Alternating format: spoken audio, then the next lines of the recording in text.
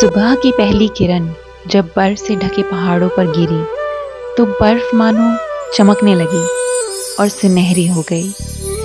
ये मेरे जीवन की सबसे खूबसूरत सुबह थी और यह पूरा दृश्य मन को बहुत शांति प्रदान करता है। यह नज़ारा था सुबह के 5 बजे का और आज हम वापस निकल रहे थे हरिद्वार के लिए, इसीलिए हम जल्दी उठकर रवाना हुए। जितनी सुंदर मंजिल उतना ही सुंदर सफ़र। ये यात्रा मेरे जीवन की सबसे खूबसूरत यात्रा थी। पिछले दिन मंदिर जाते समय हमें एक झरना मिला था। उसी झरने पर हमने सोचा क्यों न रुककर थोड़ी सी यादों के लिए तस्वीरें ले ली जाएं। बस वही हमने यहाँ पर 5-10 मिनट निकाले और कुछ तस्वीरें खींची। कुछ ही दूर बाद हम रुके हनुमान मंदिर पर, जहाँ हमने दर्शन किए और ईश्वर का धन्यवाद किया कि हमारी यात्रा बहुत ही राजी खुशी संपन्न हुई। क्योंकि अब नाश्ते का भी समय हो ही चुका था और गर्मा गर्म कचौड़ी समोसे तलते देख मन हुआ और नाश्ता भी हमने यहीं कर लिया।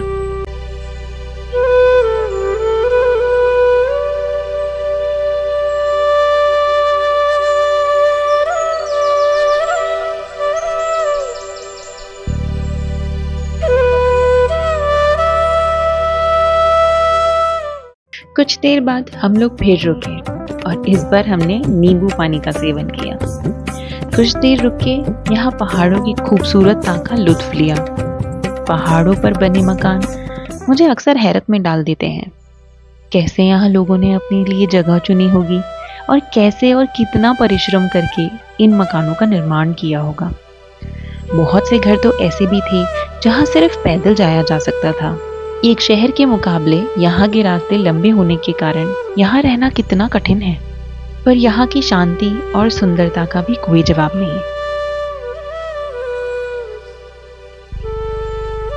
पहाड़ों की सुंदरता को निहार के हम आगे बढ़े और फल खरीदने रुके। मेरे हिसाब से तो फल हमारी उस छोटी सी भूख को शांत करने का काफी अच्छा विकल्प है, जो हमें सेहत और शक्ति दोनों प्रदान करता है। कुछ घंटों का सफर तय किया और फिर पहुंचे एक रेस्टोरेंट लंच के लिए। और अब हम पहुंचे हमारी यात्रा के अंतिम पड़ाव पर, देवप्रयाग। देवप्रयाग पंच प्रयागों में सबसे अंतिम और सबसे महत्वपूर्ण प्रयाग है। पंच प्रयाग की यात्रा अलकनंदा नदी के किनारे की यात्रा है, जिसमें 5 प्रयाग आते हैं। पहला प्रयाग है विष्णु प्रयाग, जहां अलकनंदा और धौली गंगा नदी मिलती हैं। दूसरा प्रयाग है नंद प्रयाग, जहां अलकनंदा और नंदाकिनी नदी मिलती हैं। तीसरा प्रयाग है कर्ण प्रयाग, जहां अलकनंदा और पिंडर नदी मिलती हैं। चौथा प्रयाग है रुद्र प्रयाग, जहां अलकनंदा और मंदाकिनी नदी मिलती हैं। 5वां व अंतिम प्रयाग है देव प्रयाग, जहां अलकनंदा और भागीरथी नदी मिलती है और गंगा नदी का निर्माण करती है। जब राजा भागीरथ ने गंगा को पृथ्वी पर उतरने को राजी कर लिया तो 33 करोड़ देवी देवता भी उनके साथ स्वर्ग से उतरे। तब उन्होंने अपना आवास देवप्रयाग में बनाया, जो गंगा की जन्मभूमि है। भागीरथी और अलकनंदा के संगम के बाद यहीं से पवित्र नदी गंगा का उद्गम हुआ। यहीं पहली बार यह नदी गंगा के नाम से जानी जाती है।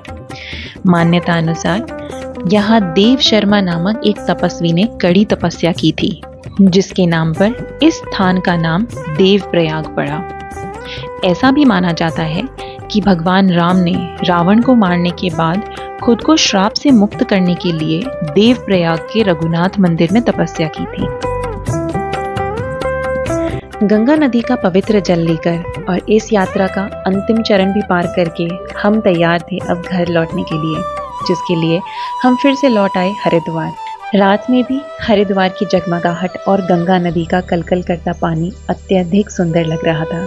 यह यात्रा जिंदगी भर का अनुभव था हमारे लिए और हमारे इस सफर में हमारे साथ चलने के लिए आप सभी का धन्यवाद।